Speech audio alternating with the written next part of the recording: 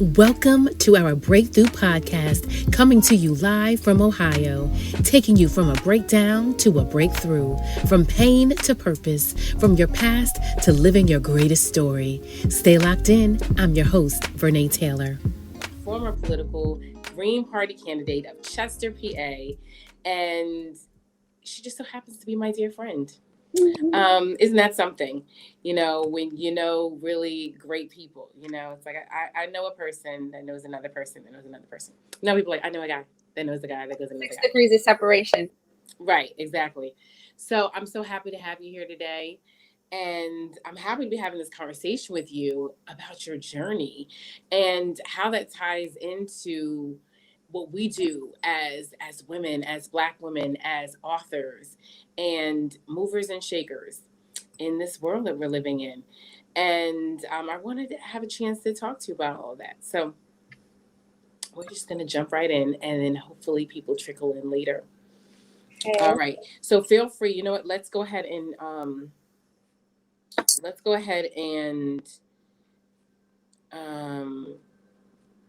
send out this link. Yeah, I'm trying to send it to my page too. Yeah, how about you send it back to me? I'm just sharing from your Facebook page. Oh, okay. I'm sharing that on my Facebook page. Okay, good. So you can see. I don't know how to do it on my Instagram. I don't know if I can do it on my Instagram. I'm not sure either. I don't know. But that's okay, because I can post it, because this will record, right? Yeah, it should be downloading automatically. Okay. Do you like this way better? Or do you want to pop back to the up close and personal?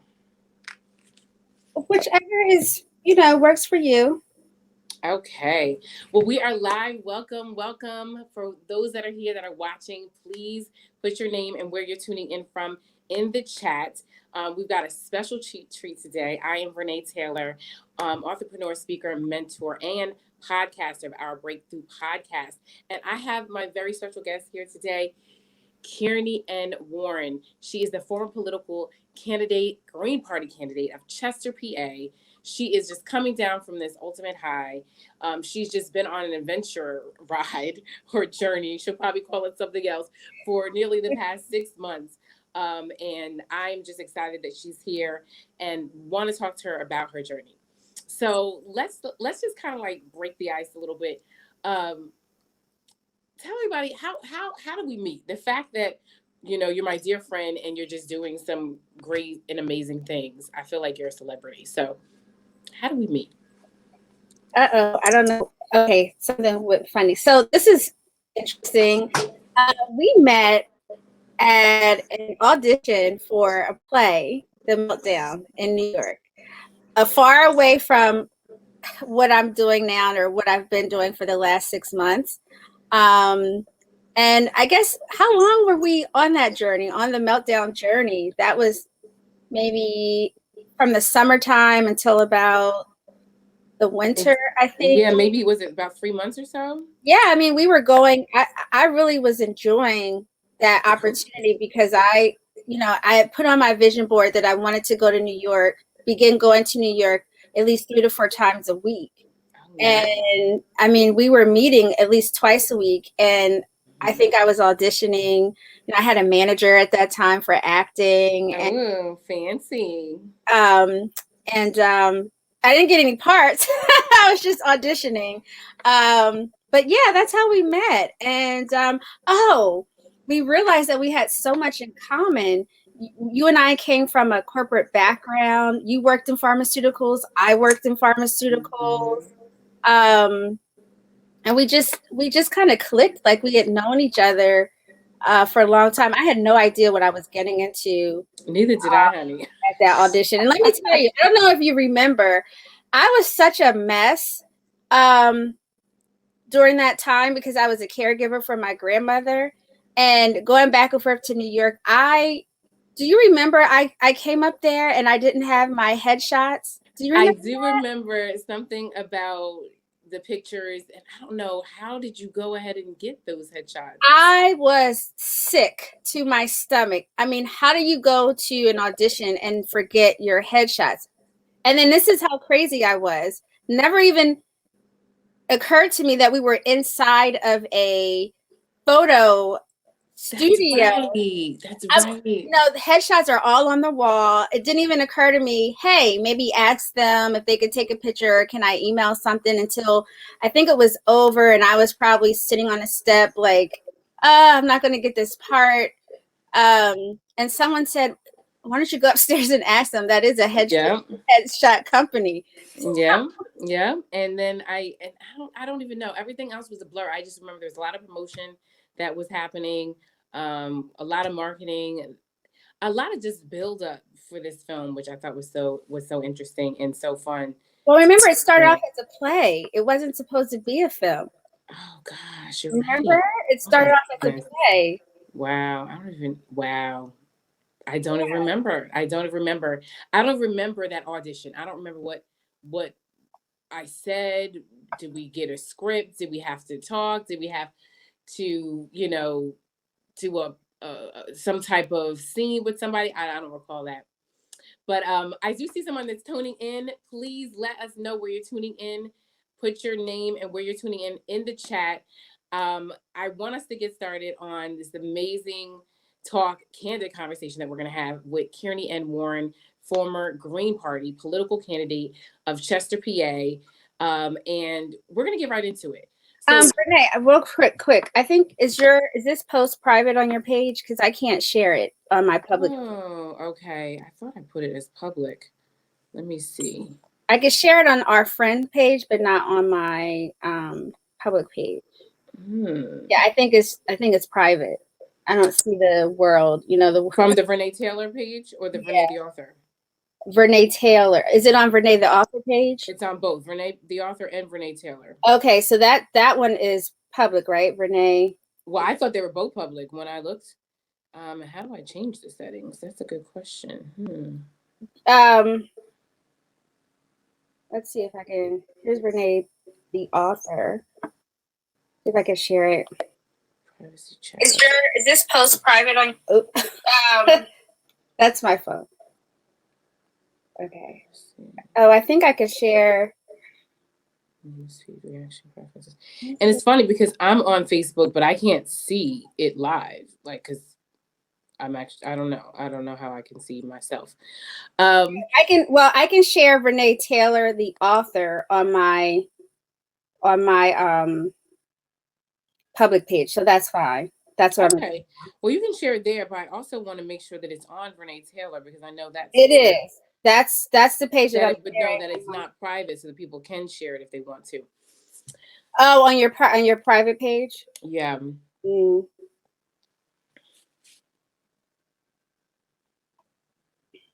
Okay. It's shared. Okay. All right. So I've seen people that pop in and out, but we're just gonna get started and talk about a little bit about your background.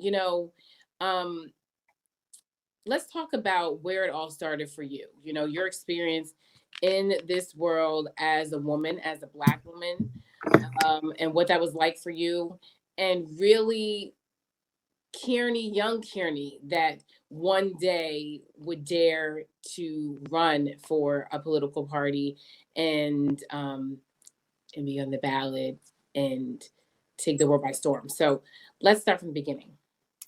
So my mother played a very important role in my life. She was a social justice warrior, and she believed in Black power. And so everywhere that we lived and all of her work centered around disadvantaged communities. And so as her only child and as a single parent, I was with her all the time. Whether she was working, she was a Presbyterian minister, or with her friends. And so as a Presbyterian minister, I watched my mom beat all types of odds. I mean, she went to graduate school when I was a baby, when people said that she shouldn't, even family members, because people were scared. Yeah. It wasn't on a hating type of situation. It was, you're Black and you're poor and you're a woman and you're not married and you have this baby and you want to join a white male dominated domination. Yeah. I don't want you to get hurt. Right. And so she kicked in that door, and she was the first Black woman to be ordained in the Presbyterian denomination. In order for you to be a minister or a pastor, you actually have to go to graduate school. You have to become ordained, which means the denomination has to accept you in. And so she was the first ordained Black woman within the Philadelphia region, and which is ironic. This is where the Black Presbyterians actually started in this area, and she was the first Black female to be ordained in this area. So all the women pastors and Black women pastors that came after her, she opened that door for them. Wow. And I grew up around my mother and her colleagues, and another colleague was Dr. Katie Cannon, who was she was well known in women and religion, a feminist movement, and she actually has a famous nephew, and so my mother and her were really good friends, and so many powerful women that I grew up around, and also very intelligent women, strong women. So that's where the fight in me came from her stories.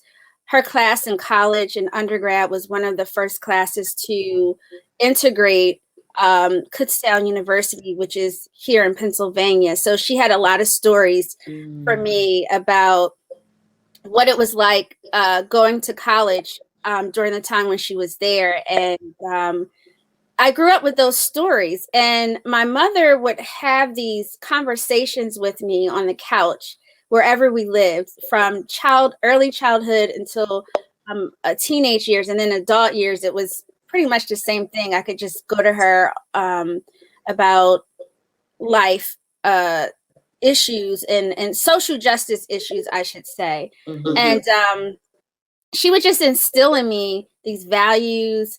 Growing up as a Black little girl, my mother would tell me I was pretty, that my skin was pretty.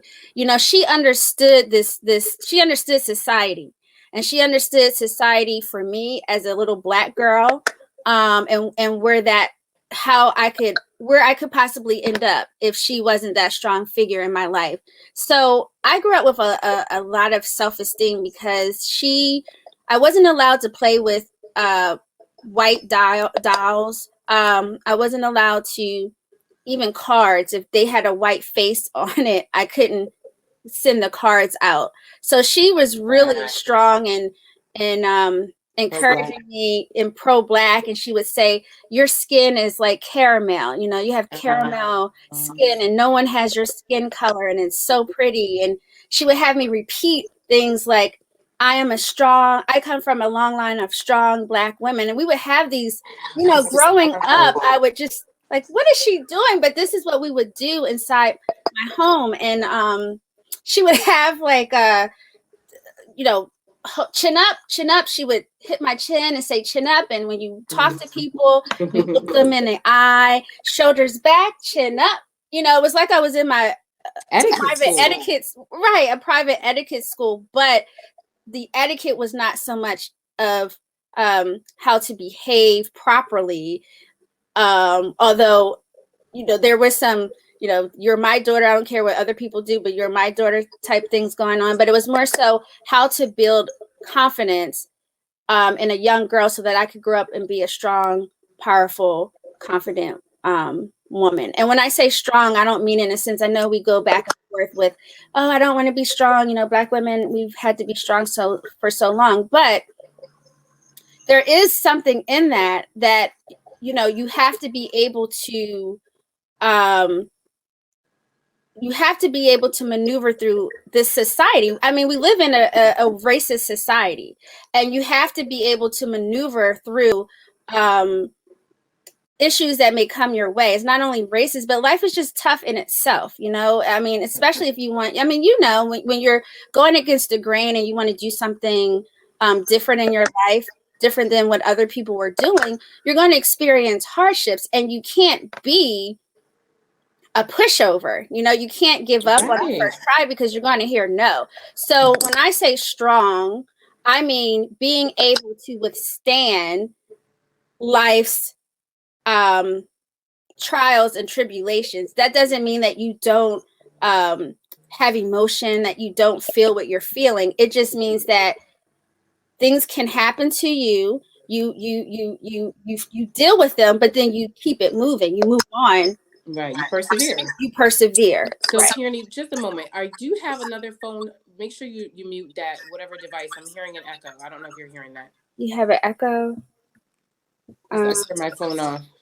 My phone's not on, but let me just... Oh, okay. Make sure that you weren't on the page as well. But yeah, you're right. You know, I love that you broke that down because strong can have some negative connotations. And you're right. It's just about the ability to persevere, the ability to you know, get knocked down, get back up again, and like you said, keep moving. Mm-hmm. So that was awesome. That I love that she already affirmed you at such a young age. I think that's so important, especially for the Black family and the people in the Black communities, because if they're not getting that validation out in the world, it's important to get it within, to get it from those that love you. And no wonder you've always been so poised. You've always been so confident, and you've always had some type of regalness to you when you walked into the room. So I think that's really something that was instilled in you by your mother. So that's amazing that she instilled that in you in such a young age. So at what point did you kind of adopt some of those values and that Black pride and the pride in self and pride in community and wanting to be an advocate? When did that kind of transfer over into you as a young girl? I would say, you know, my mother, I grew up around different people. The church that my mother pastored was a mixed church: Black people, white people, nice. Spanish people, wealthy people, not so wealthy people. Okay. So I grew up around a lot of different types of people. And then with my father, you know, my mother was a for the people, part to the people minister. Mm-hmm. My dad was a corporate executive my entire life. And so as a teenager, when he moved to Scottsdale, Arizona, and I don't know if anyone knows what Scottsdale is, but it's like the Beverly Hills of Arizona. Oh, okay. So I love Arizona, by the way. So I grew up seeing different lifestyles and different people. You know, my grandmother she was a poor woman, raised 3 girls in the projects in Chester, and she moved out of the projects in 2015. So I spent my entire life pretty much up until 2015 going back and forth, visiting my grandma in the projects, and she didn't want to move out. You know, we wanted her to move, and she was had her mind, and she refused. She would say, "I don't care if it's a hole in the wall; it's my hole in the." You know, it was. Right. She was. That is the mentality. Yeah, she was also very strong. And she ended up having a stroke, and that was our time to say, "Okay, now you have to move out." Yeah. But growing up and seeing the way that different people lived, I saw this the disparities of people. Yeah. Because I grew up around different types of people, and not everybody were wealthy who were living in different ways, you know, and so that piqued my interest because you want to know why. You want to know why, and I didn't really understand why. I just knew, wow, you know, there are people in this world who have, and there's people who have not. And for me, I had an identity crisis growing up because I didn't know where I fit. You know, I didn't fit with, some people thought I was 2 one way, and some people thought I was 2 another way. And so, I well, what am I? That's what I would go through, but because my mother dealt with she'll call them her peeps. She dealt with the people who had more struggles in life. She fed the hungry. She clothed the poor. She created programs for this city. And that was the beginning. But then I experienced my own difficulties in life. I was teased from childhood until adulthood. I mean, just up until last year, really, I had some issues I'm different now and I can handle it now. But so I won't call it teasing when you're an adult. I'll call it workplace bullying. Yeah, of course. But I went through teasing as a child and then workplace bullying. And that was another start, okay, you got to learn how to maneuver through that and fight back. And then I experienced racism. So what was your first encounter with that? With racism? Yes, as a kid or even in college, young adulthood, what was your first encounter with that? So as far as I can think back, my first encounter with blatant racism was in school. I went to private school. Okay. And it was a Christian private school. However, right. So you're thinking you're doing the best thing. You're sending your child to the best place. Right. And we had skinheads, the white kids that would wear the buzz cuts and army fatigues and these black Doc Marten boots. Wait, at a private school, don't y'all have uniforms? We had dress code. But these kids were able to do that, right? Wow. Right? They were able to get away with that, okay? And there would be swastika signs in the girls' bathroom. And I didn't understand the indifference I received from some of the white students. I just thought, oh, well, you smile at this person, they don't smile back or they don't acknowledge you. I didn't understand what that was. Until my 10th grade year, we had a riot. We had a race riot at my school. And this was after Rodney King. Oh, my goodness. And I remember vividly that day like it was yesterday, the happenings of that event. And I can remember, the black kids, we had like I don't want to say a Black student union. Maybe it was that. I can't remember, but we would all come together for Black History Month. And for whatever reason, that particular year, they asked me to put together a program.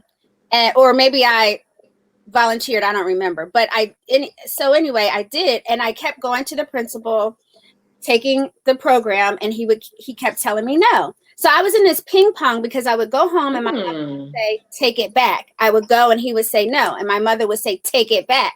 And I didn't understand then who appointed you to do the program if he wasn't accepting of this program? The students, the students within ourselves. But what's more important is the fact that I didn't understand what was going on between my mother and this principal and what she was instilling in me. She knew the reasons why the principal kept saying no. I didn't. She kept saying, take it back, take it back, take it back. Right. So don't give up. Don't give up. But she didn't tell me why. She wasn't telling me why. And I can remember when the day that he approved it, he laughed because he said, when he went down to review the program, he said, what is the Black National Anthem? There's no such thing as the Black National Anthem. Oh, wow. And he laughed. And, I'm telling him what it is. And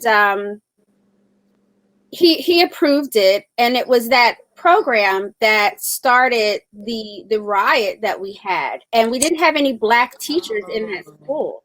Okay. We had Black students and no Black teachers in that school. So they were banning, they wanted to come up against it. They didn't approve this program. They didn't want you to have it? It was a Black History program. Wow. It was a Black History program. And he kept saying no. I kept going back. I wore him down. But the students who were racist, right,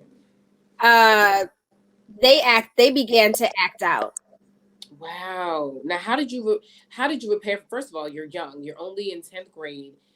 you're experiencing racism on a very overt, blatant, bold level, not even just from the administration, which is bad enough, right? Because you would think that the principal would advocate for a student that wants to do something innovative. But then you have the students that, like you said, are walking around and clearly they're above the law or the rules of a private school, which generally I know, have uniforms or are required to wear uniforms. And then you're experiencing or actually being exposed and kind of from the outside looking in, looking at that tug of war between your mother and this principal.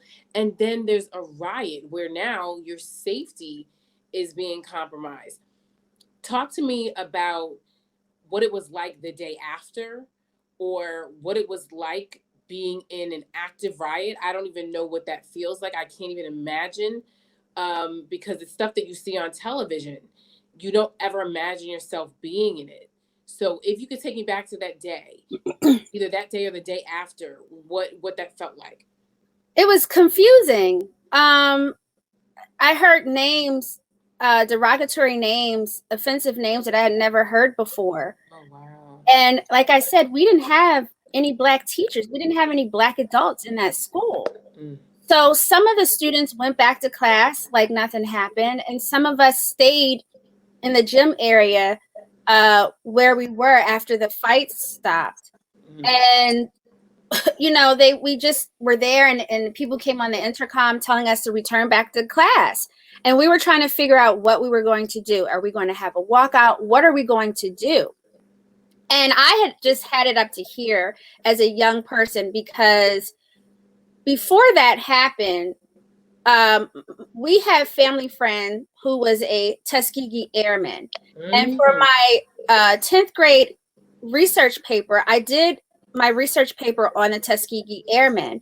And my history teacher, gave me a D because she said there was no such thing as a Tuskegee Airman. Wow. And so my mother had to go out to that school. Again, she was constantly in the school. Yeah. I was teased in that school so much that when I was in the 8th grade, I refused to change for gym. And so I would sit in the locker room, the entire class. And instead of the teacher coming to talk to me or talk to my mother,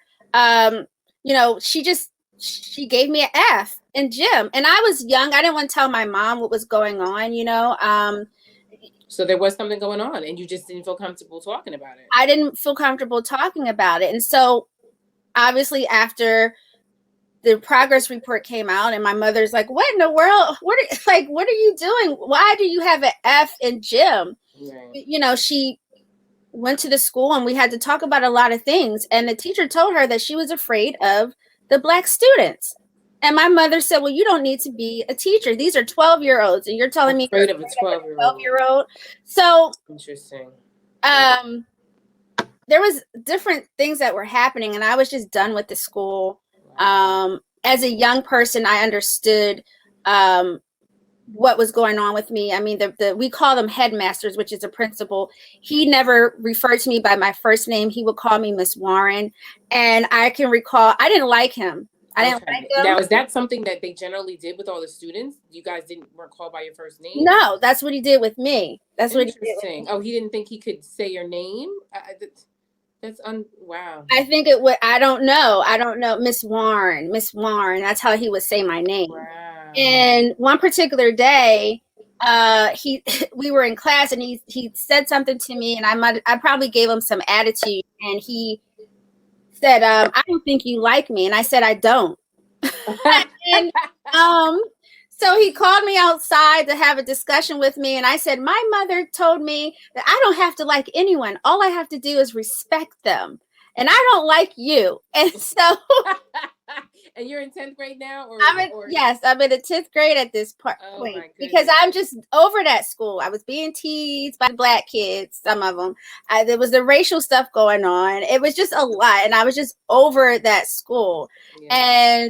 And they wanted my mother to constantly come in for meetings. She's a single parent. She just couldn't call off work. And they threatened to kick me out of school until she could come. And she's like, I'll do one thing better. I'll pull her out. It didn't even seem like a place that was nurturing you. I wouldn't want to send my kid there. I mean, it sounds like it was traumatizing. Renee, it was extremely traumatizing. Do you know, I have one of my best friends, we never talked about our childhood. You know how you grow up, you talk about your school. We never talked about it. And I can recall on her 30th birthday, that's when I said to her, I said, we never talk about our childhood. Wow. And it occurred to us that we had suffered under trauma. And she shared a story with me that I forgot about that happened to her, that I went home and told my mother, and my mother told her mother, and that's how it was addressed. Wow. So, I grew up with a teacher who he would call Asian Americans Oriental, and he said it in front of the class that if he ever got lost with, I remember the guy's name, I won't say it, but if you ever got lost with him, he was Japanese. And he said, if we ever went to a casino and I got lost, I wouldn't be able to find you because you all look alike to me. And he said this in front of the class. Oh my gosh. This school, I hope this school had gotten shut down. Does this school still exist? Oh, it still exists. The students say that it's much better, Wow. They needed a whole shutdown and dismantle it and then reestablish it. I mean, and do a wash of everybody that was there, because that's the one thing that we experience now when you think about whether it be the police force, whether it be just in different industries where you have people that are gatekeepers for the racial construct, and they're not really there to help. And it makes it even worse. It makes it worse for those that are there that really want to serve their community and really serve their people and really try to seek justice. So that's really interesting that this started very young for you. So talk about you being pulled out of the school now, and now you're growing into your own womanhood, right? Because now you're considering college. What was that like? Because then at that point, you can kind of take on your own identity. You're not forced to go to a specific school, right? And conform, or talk about that transition. When did it things kind of click for you that, okay, I need to advocate for myself. I don't have to succumb to what people are telling me I need to do, or who it is I need to be, what is it that I want to be? What is it that I want to do? So talk about that. Well, this is called finding your voice, right? So I didn't really it's interesting because with my family, I didn't have a voice. I had a voice outside. So, yes, when I left that school, I went to public school, which was a whole nother ordeal and challenge for me. It was just different. It was so different than what I was used to. And, so as you said, moving into college, I didn't have a choice but to go to college. That was something that just was not a choice for me to not go. And so I honestly, I just wasn't ready to go to school. Okay. I was an artist, but that was not a part of my family construct. It's like, I know, go to school. You're a prestigious family. I see, from your dad to your mom and all the work that they were doing. And so you can imagine when I got to public school and I became a little social butterfly, and things were a lot different.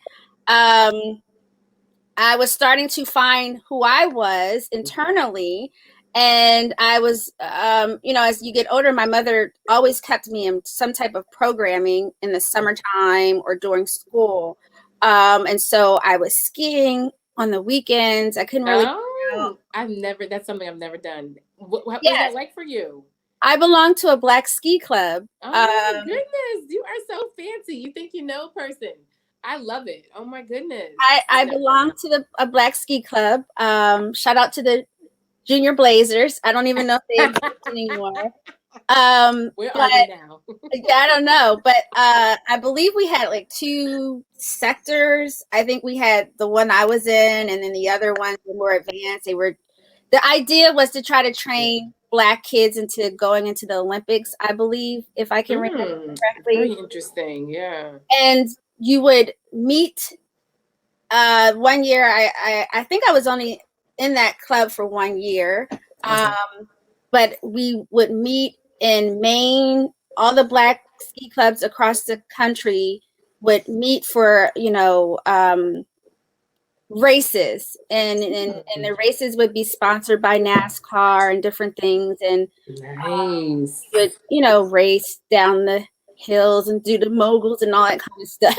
Wow. Check you out. I love it.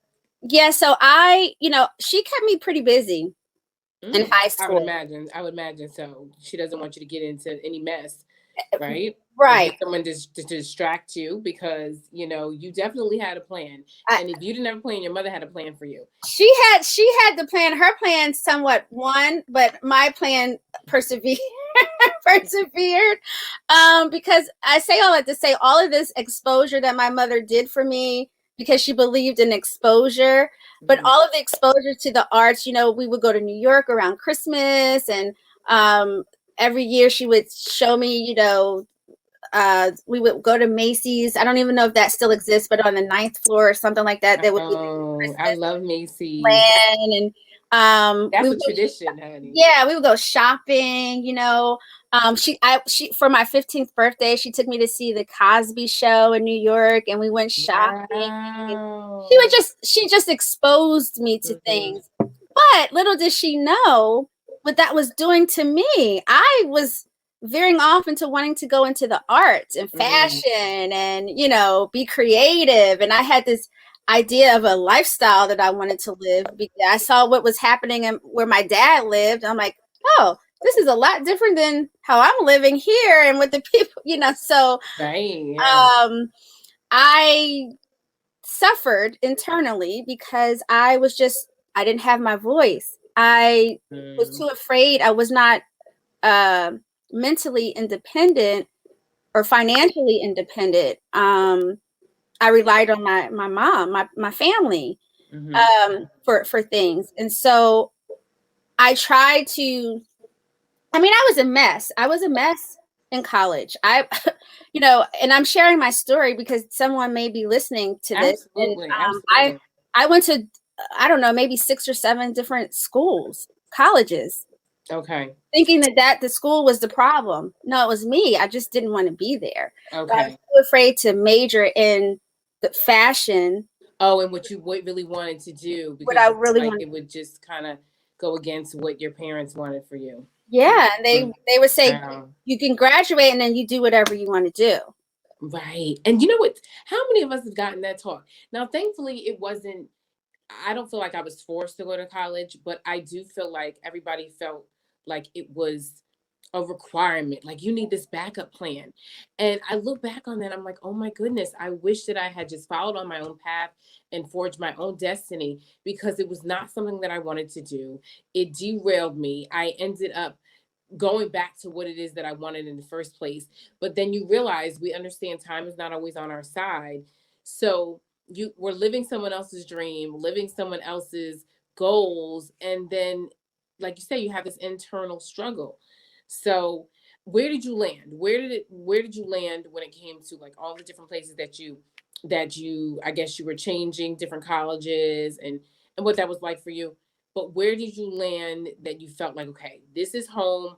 I can find myself here, even if I'm not studying film, fashion, acting, arts in some way, that you felt like you could still find yourself there. Where was that actually?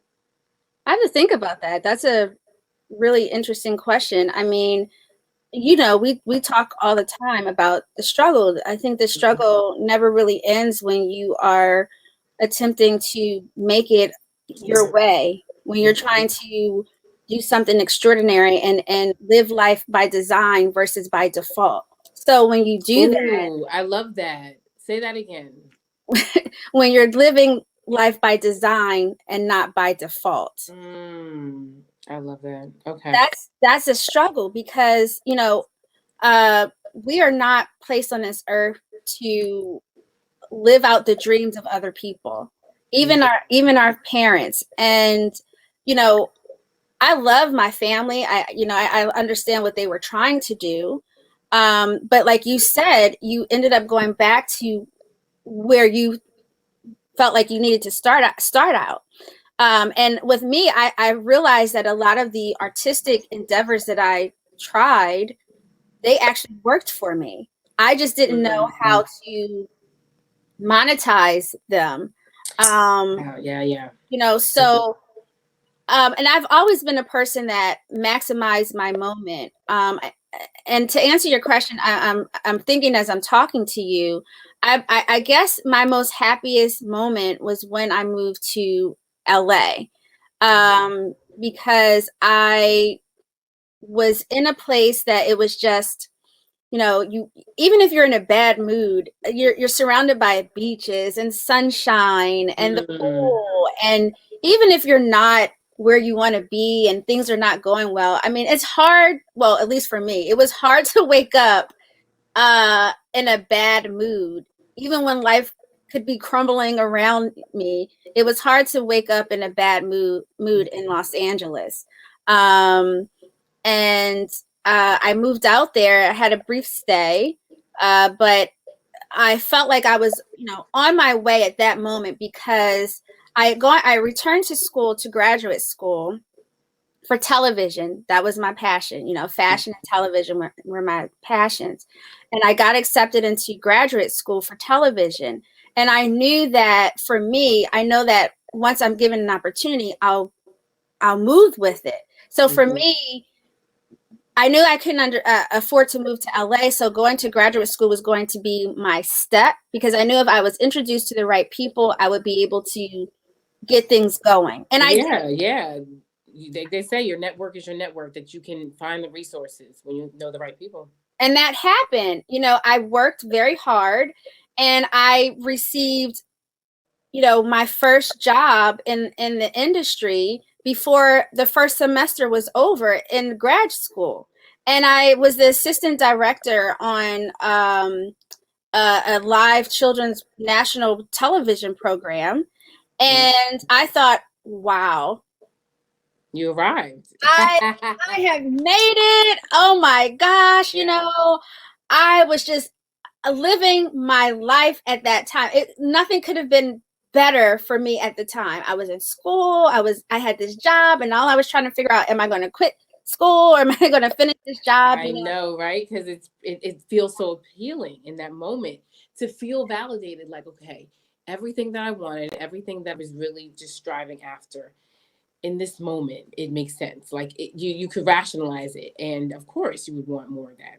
It made complete sense, Renee. I was a news reporter on my school's local news station. I had done maybe two or three programs. And I'll tell you something, you know, and this is for people who, when life is not going your way, listen. Because don't I know? I didn't even have money to finish paying for school, and this is how much of a go-getter I am. I was told to send in my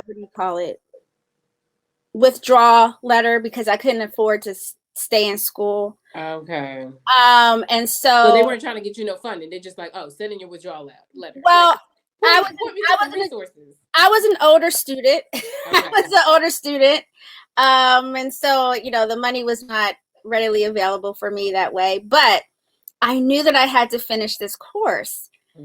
And Renee, I was not enrolled in these classes, and I would have to stand outside to like get inside because my ID wouldn't work anymore. And I would go to class waiting to be caught. Like one day I'm like, I am going to get caught. They're going to know that I am not enrolled in school. And so one day I was in class, and the professor started talking about how is everyone doing on their midterms, or whatever you call them, exams. Okay. And I sat in the front of the class, so I excused myself. I'm like, oh, let me get up, because I don't know, I can't answer those questions, and I don't want to lie to him. So after that was over, he wanted me to introduce myself to some teachers or professors that I would meet the next semester. So they're introducing themselves, and they're saying, I don't think I have you on our roster. Are you in my class? And I said, I haven't didn't finish my roster yet, but I will be taking your class. I wasn't on their roster. I didn't even I wasn't on anyone's roster because Wow. I was no longer an official graduate student at that school, but I needed to finish my project. I needed to be able to finish these TV show reels, news reels that I had in order for me to continue on my, my path. Yeah. So one day the professor perseverance from your mother. Perseverance. The professor called me and he says, Kearni, I don't see you on my roster. Yikes. And I was like, oh, yeah, that's because I'm taking this class as a pass fail. I'm not taking it as a graded, because you could take a class as pass fail. I remember that. And he said to me, well, Kearni, I wish you would have told me that. I wouldn't have been so hard on you. And not, so that was that moment, but I had finished I finished that project. And I mean, the things you do, I mean, I have friends who were in grad school who have all kinds of stories. And I think that's where I really learned my hustle, was in graduate school. Wow. Because when you get to that point, particularly in that field, it's so competitive. It's television and it's graduate school. And I learned the hustle. You don't have money for books. You just copy the books, the chapters from someone that you need, and you read it that way. I remember one time I couldn't find my records to get my ID. You have to turn in your medical records. And one of my classmates said, I'm from China. Do you think I'm calling all the way back to China to get my medical records? No. I just paid a doctor, Kearni. Just pay someone. Oh my goodness. God. Oh Lord, what are you learning in school? But I'm just saying, that was I needed.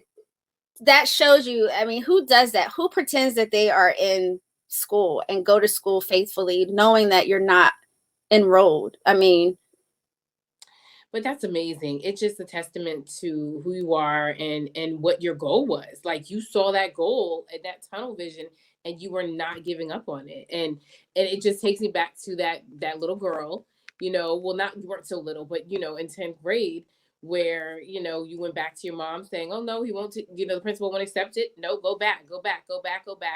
And you stood your ground. So there was the beginning of you finding your voice, right? So after that, talk about what was the pivotal moment, what was the pivotal moment of you finding your voice? You said in your family you didn't feel like you had your voice. As a young girl in this private school, you didn't have a voice. Then you're in public school and you're still kind of on the fence. And now in grad school, you're tested again. So where was the pivotal moment where you could stand up for yourself and say, no, this is what I want. This is what I'm going to do. I don't care who's going to try to stop me. I don't care what's going to be in my way. What was that moment like? So that moment is when I became a caregiver. And really, I will say the actual moment was when my mother passed away.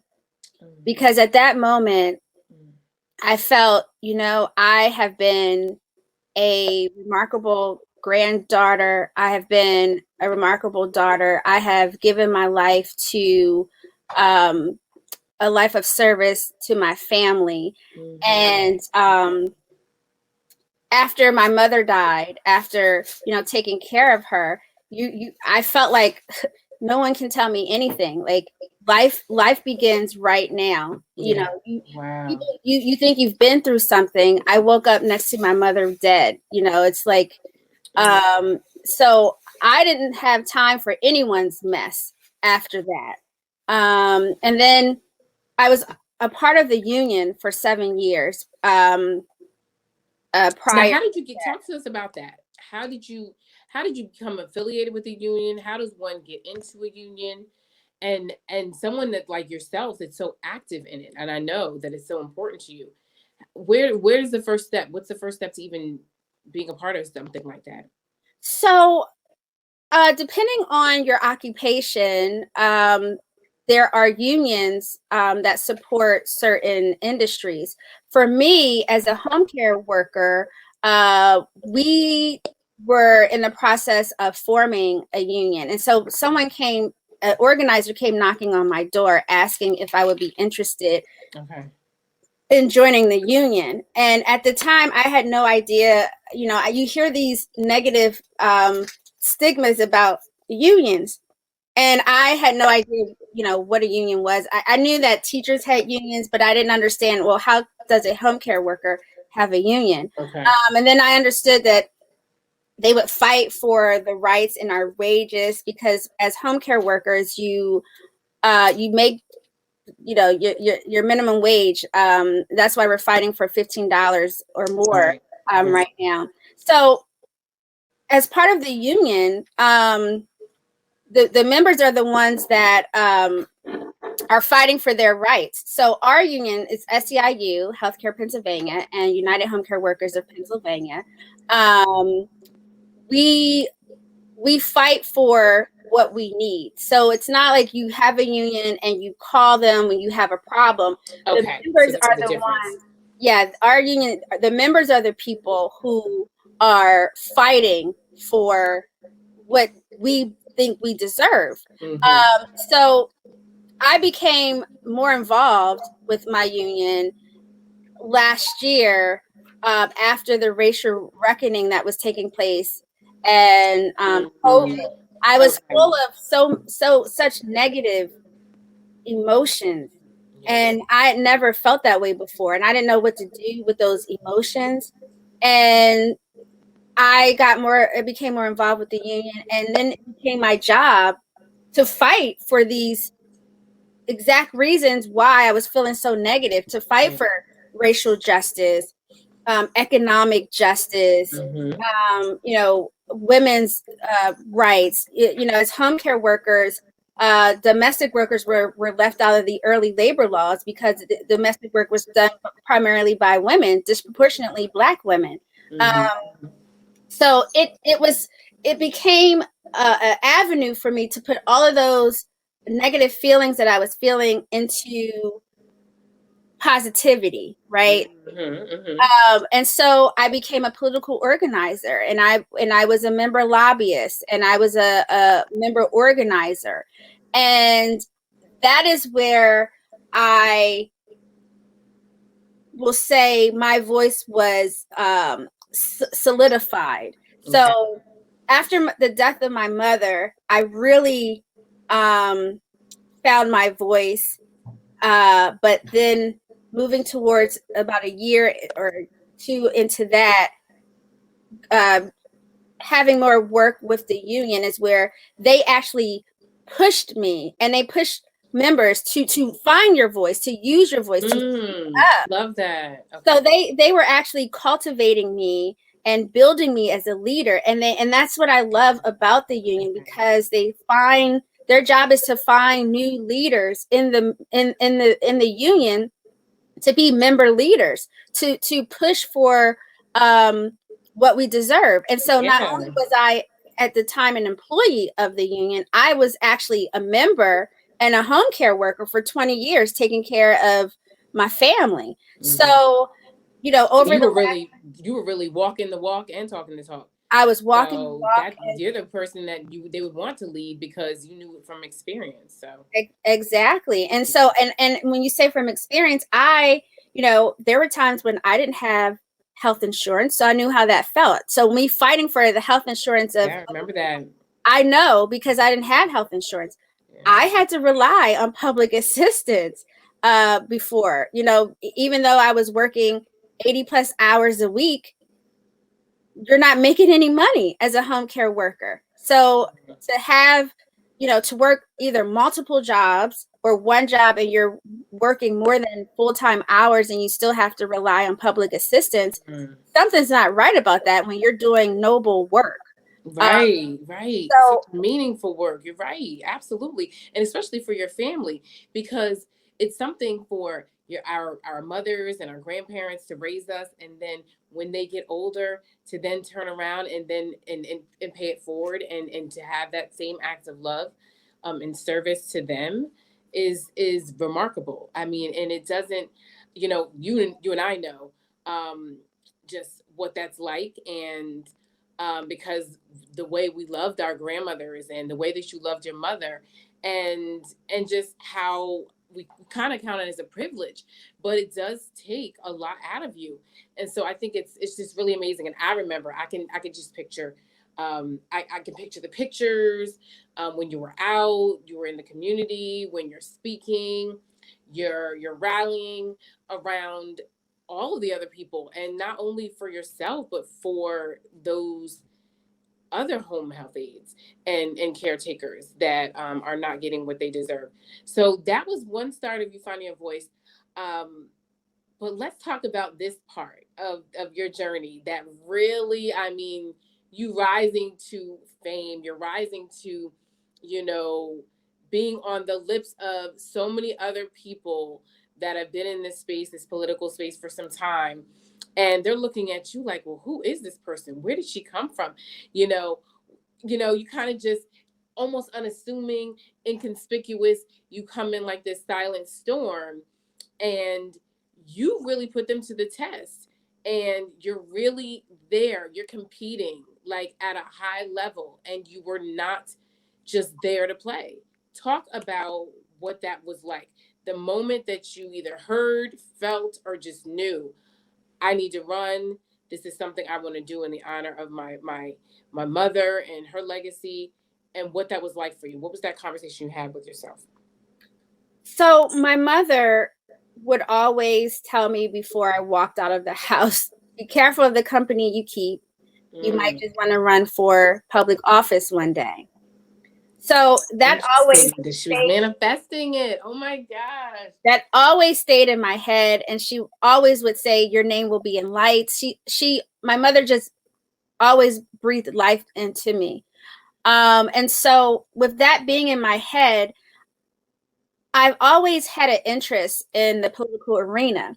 And friends would always jokingly say, are you running for office? When are you going to run for office? And well, I shouldn't say jokingly because they actually meant it. And over in 2020, during COVID and a lockdown, friends would say, are you working for the United Nations yet? Are you going to apply? Because I was so upset with what was going on. Yeah.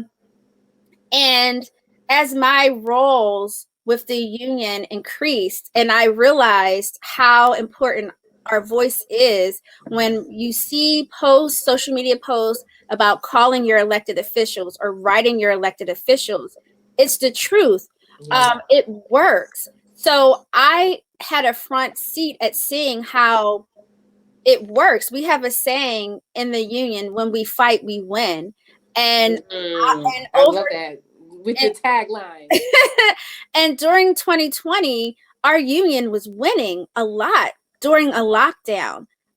During COVID, we were winning benefits for our members. And it was because we were lobbying, meeting with our elected officials constantly on Zoom, calling them, texting them, sending emails, holding them accountable. I love it.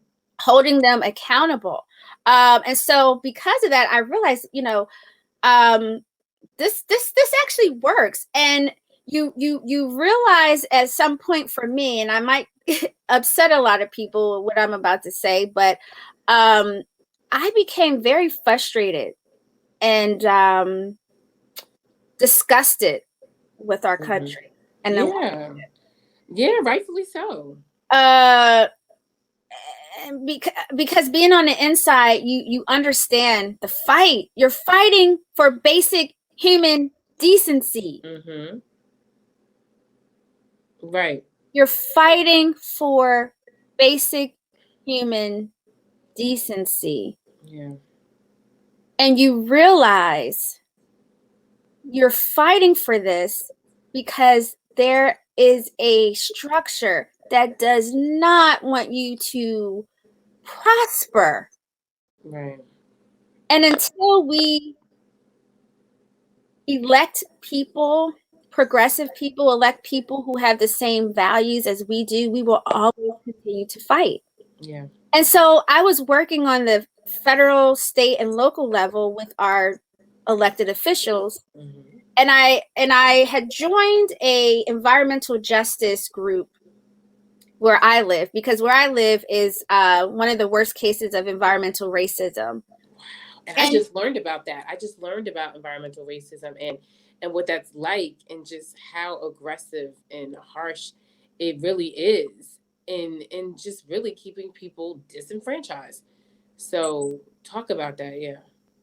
I would get off of those Zoom calls with a headache because of all the information that was being fed to me about what was so wrong about the city that I was living in. And then to see our elected officials here who look like you and I think Tamika D. Mallory, she says, I know it's a phrase that comes from someplace else, but she said it, she says it as well, your skin folk ain't always your kinfolk. Exactly. Yeah. Some of the gatekeepers are not keeping the gates open for us. No, they're not. And so I attended a meeting, an environmental justice meeting back in June. There were probably about 100 people on this call. And our mayor crashed the call and began disrespecting residents because we were questioning him about Covanta, which is the largest trash incinerator in the country that's located here in Chester. He began to talk about residents' mothers, your mama. What leader says that? Your mama, you're a no-neck thief. I said it. I was appalled, and I was like in total shock. And then he called my pearls lady. He called me young lady. And at that point, I realized, these people have been in office for far too long. I have, and that, right, comfortable, and because there really hasn't been challengers. So you could think that you're the best and you're doing a great job, but if no one's challenging you, then are you really? Exactly. Or are you just there by default? Yeah. Kind of like we won't talk about that. Well, until Ms. Kearni Warren came. So was that the defining moment? Was that the moment when you're like, I'm going to accept the challenge? I understand the assignment. That was the moment that I decided that I would try to make a difference. My union had been pushing me to, I see you in politics. You should run. And I entered into a political training program. I was in a political training program that trains women to run and win. And after that happened, I knew what I had to do. The course was not the course that I had originally planned. The seat that I was running for was not my original plan. But it's where I ended up running for city council. We had a primary that was successful for a political newcomer as well. He did very well during the primary, and he beat an incumbent. And so someone asked me, would I consider running? And I thought, wow, this is not what I was learning in my political training program. You got to plan ahead, and you got to do fundraising and all of these different things. But again, it's me. I challenged myself. I thought, you know what? You do the impossible. Why not? Why not give it a go? Because, my heart is true, and I want to see this place modernized and full of innovation, because we are under the constructs of white supremacy in this city. And we have local government who panders to them. Yeah. Or panders to that.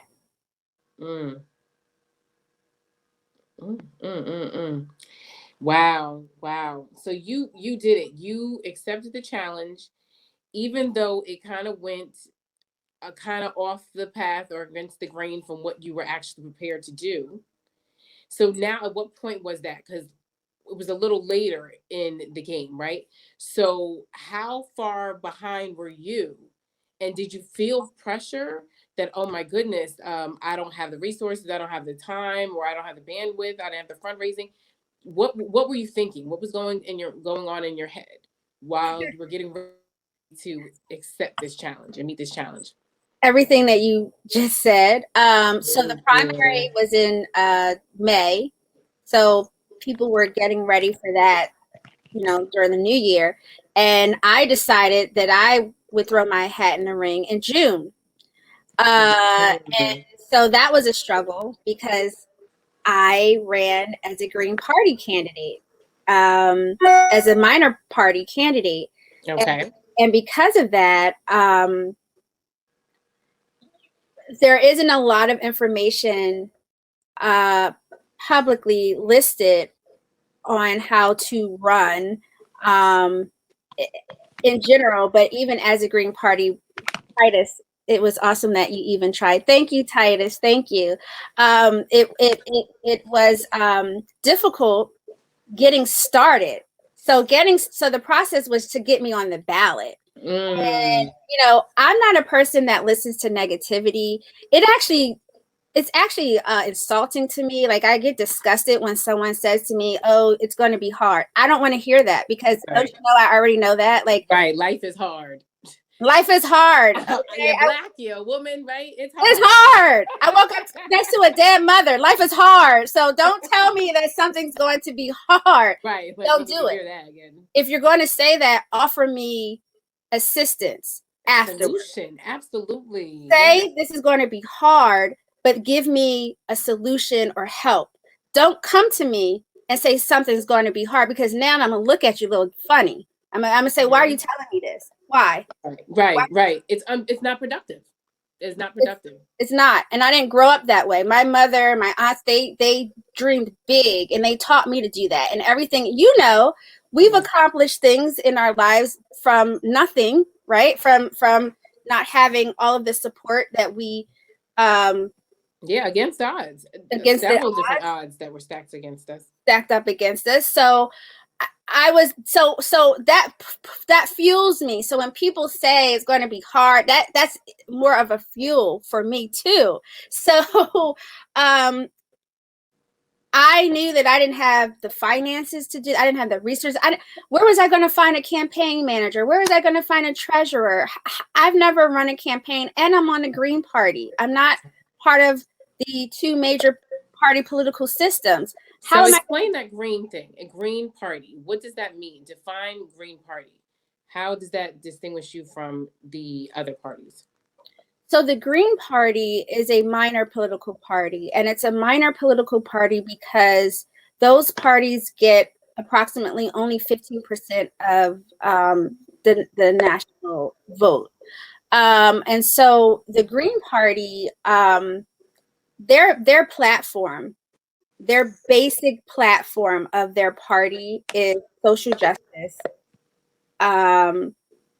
democracy, nonviolence, and environmental justice. I mean, so, those are things that I believe in.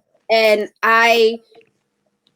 what was good for me is that, you're fighting for social justice, you're fighting for racial equity. And this is a party whose platform is that.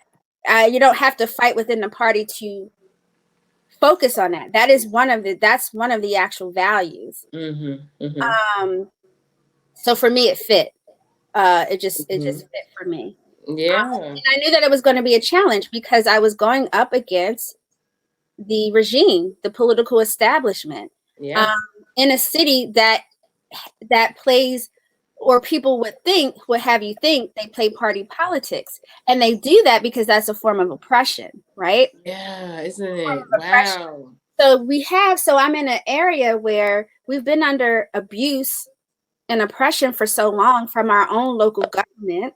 I mean, my mayor was riding around on the election day telling people that I'm from New Jersey. I mean, how stupid is that? If you live in Jersey, if I lived in New Jersey and he really thought that was true, I would not have been on the ballot because from a major political party, they would have challenged my signatures, right? But because you prey on the weak, you prey on people who don't know, you're an elite, you're a leader, and that's what you're telling people. You know, then they turned off the lights at one polling place and they locked the doors at another. I mean, it's just, you know. Yeah, you're right. That's oppression. That's definitely oppressive. Definitely oppressive. So, but you know, I got on the ballot. I only needed 100 signatures. I got about 340. Wow. Knocking on doors. I mean, I was out knocking on doors. That's how I got on the ballot. I didn't know, you know, this was from the muscle. This is from the mud, right? Wow. I didn't know that I was actually on the ballot to the middle of September. Wow. So because of that, I couldn't really I didn't want to accept money, not knowing if I was actually on the ballot. I mean, I never received anything saying that they were challenging my signatures or anything like that, but I could not get a straight answer anytime I would call the Bureau of Elections or go out there. Wow. So it was difficult. It was a difficult process. But I found a wonderful campaign manager who devoted his life to me for the past 6 months. I had a wonderful treasurer who assisted me as well, and we did the thing. And although I did not win a seat on city council, I did shake up the establishment because I was a Green Party person, and I got almost 20% of the votes in a 3-person race, my first time. Amazing. And I started late. Amazing. So, and you did it from, I don't want to say from your own strength, but like you said, a lot of times, and I know when people are running for political party, you know, they have, I mean, so many people behind them, so much money behind them. And for you to be knocking on doors and to do this and do the work is, I mean, it's something. Like you say, it's the muscle. It was the belief that you had in yourself. It was that little girl that your mother used to say, you are pretty, your skin is like caramel, go back and don't take no for an answer, is just remarkable. It's absolutely remarkable that you took all of that, all she instilled in you, and you used it to raise your voice, to amplify your voice, and to amplify your voice for good reason, not to shake it up. Good trouble, right? Good trouble is what you were doing. And talk about that. Talk about the power of your voice and finding your voice and then using it even when they say, you know, do it even when you're scared. Do it anyway. So talk about that. Talk about what that was like. Do it even when you're scared. I didn't know what was going to happen. And on various levels, you know, you're challenging the regime, the establishment. And so for me, it was, I was doing this not just for me, but for my community. You know, the Lord has blessed me with just a lot. I had a wonderful family, and I have been able to see how people live, how different people live through travel and friends, you know, through the work that my mother did, visiting my father where he lives. And you see the disparities in the lifestyles of people. And it's not fair. It's not fair. And for me to live in a place where I know how much potential my city has, and to know that we're not living up to our potential because there's a force in place that is holding us down. It's upsetting. It's frustrating. And so me finding my voice, using my voice, was also to help other people find their voice. And I've done vision board parties. Yes. Yes. And what is the purpose of me doing those vision board parties? Is to help people find their voice, to empower them. So I'm not about handouts. I want people to be empowered to do the work themselves. There were a lot of people saying different things to me on a campaign trail.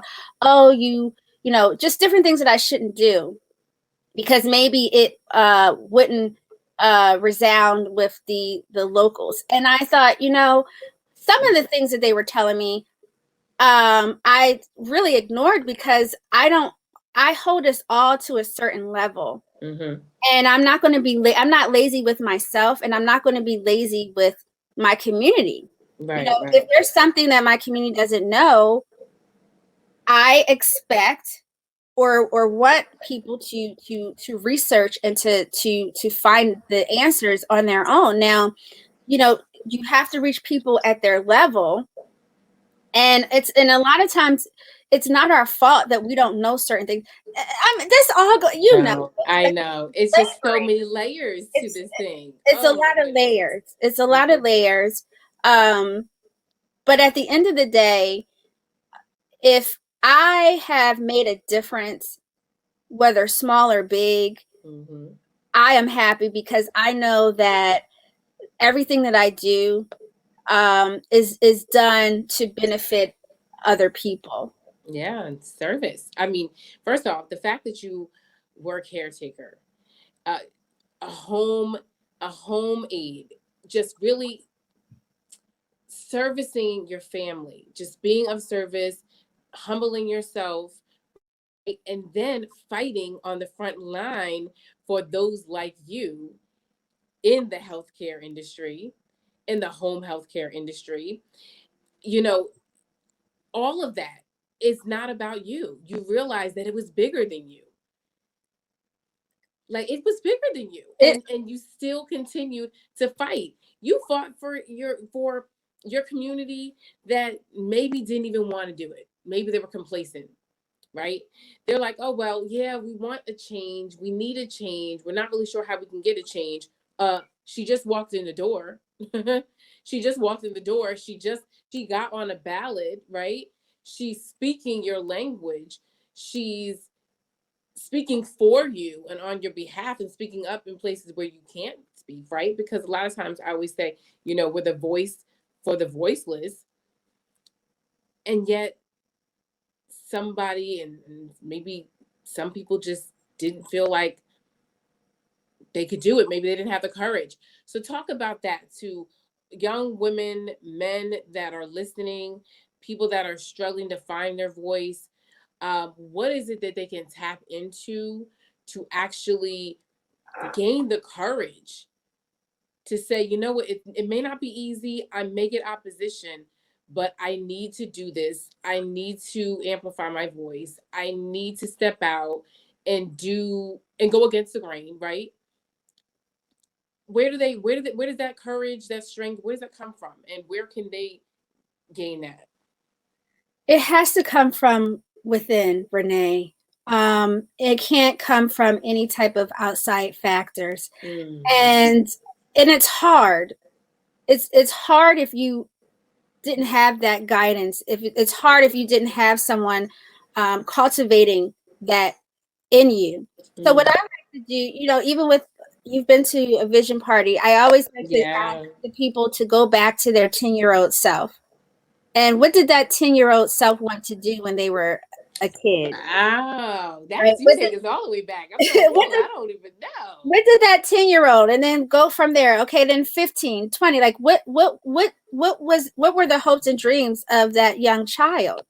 And then what happened in your life that shut it all down? Unfortunately for many of us in our communities, our children aren't allowed to even be children. Right. They are taking care of families. They're dealing with so many struggles that most adults have never dealt with. So we have a lot of trauma in our community, trauma from different areas. I mean, just being, it's a public crisis public health crisis just being Black in America, because we are traumatized by racism on so many levels. It affects our health. Oh, absolutely. First of all, the kids, just like you said, the kids, they're not even perceived as kids. They cannot be kids. The adultification of our children, right? It affects our health. It affects our opportunities to get jobs. We could die. I mean, it's so much that is compounded trauma on top of so much. Yeah. So we have to dig deep down, and we have to stop. We got to stop being so negative, right? We have to stop being negative towards each other. Okay, yeah. That is just, I mean, we're dealing with so much as a culture that we have to look at things in the bigger picture. We have to look at, slavery was for us to build the wealth and power of this nation. Yeah. Yes. To build the wealth and power of this nation. Now, after slavery ended, it moved into, Jim Crow replaced slavery. And then the prison system is another form of slavery. Yeah. So they're written in the laws of this country will never allow us, the constructs of white supremacy won't allow us to build that wealth and power on our own by basic everyday dealings, right? So even if you go to school and you get a good job and you have 5, 6, 7, 8, 9, 10 degrees and you drive a car and you live in a big, beautiful home, if you get pulled over by the police, that does not matter. Right. So, we have to get back to, the community economics. And that's one thing, again, with the Green Party, we believe in that community economics. And some of the ideas that I had for my community was bringing our dollars back into our community. Now, if we don't have, places to spend the money, that's really going to start the economy. We spend most of our money outside of our community. That's where it's meant to be. They're not going to let the construct of white supremacy will not allow us to build wealth and power. Mm-hmm. So we have to take it. We have to do it on our own. We have to do it on our own. Yeah. And we have to, we can't be complacent. We can't be full of apathy, and we got to muster up all of the strength and courage that we have inside of us. Dig deep down inside, because listen, the basic idea of life is not meant for everyone to achieve everything. That's just the bottom line. Life would be so hard for those people who already have a go-getter mindset. It wouldn't be so hard if life was supposed to be easy, just on a general, talking generally. Right. But then when you put other issues behind it, Black, coming from under-resourced communities, not having a support system, trauma that is unchecked, because we have a lot of children who are now adults with unchecked trauma. Yes. Well, and that unchecked trauma, that's a whole other live, right? And that unchecked trauma hinders us a lot of times. It stops us. Does.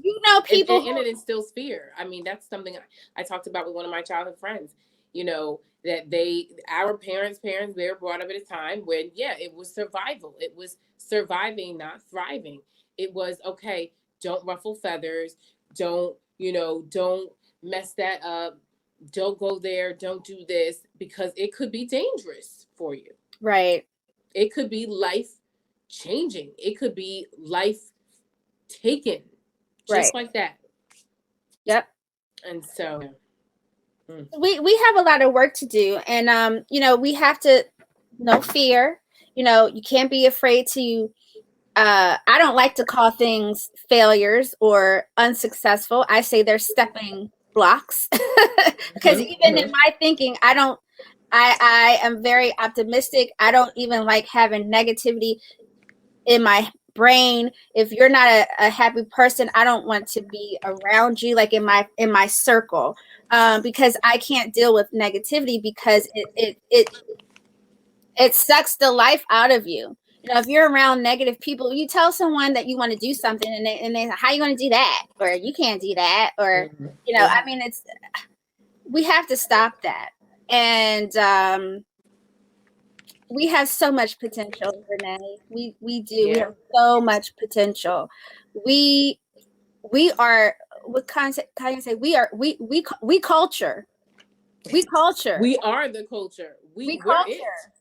We're it. I mean, there's a formula, and if we understood that formula, where it's like, okay, I'm going to make fun of it, then I'm going to ban it, but then I'm going to capitalize off of it. So whatever we have, oh my goodness, they're going to make fun of us, of our hair, or what we're wearing, or whatever, and then they're going to ban it. They're going to stop us and say, you can't do that, you can't have your hair. Right. Then they're going to capitalize off of it. Put it on a non-Black body or person or face, yeah, and it's somehow glamorized. It's somehow marketable.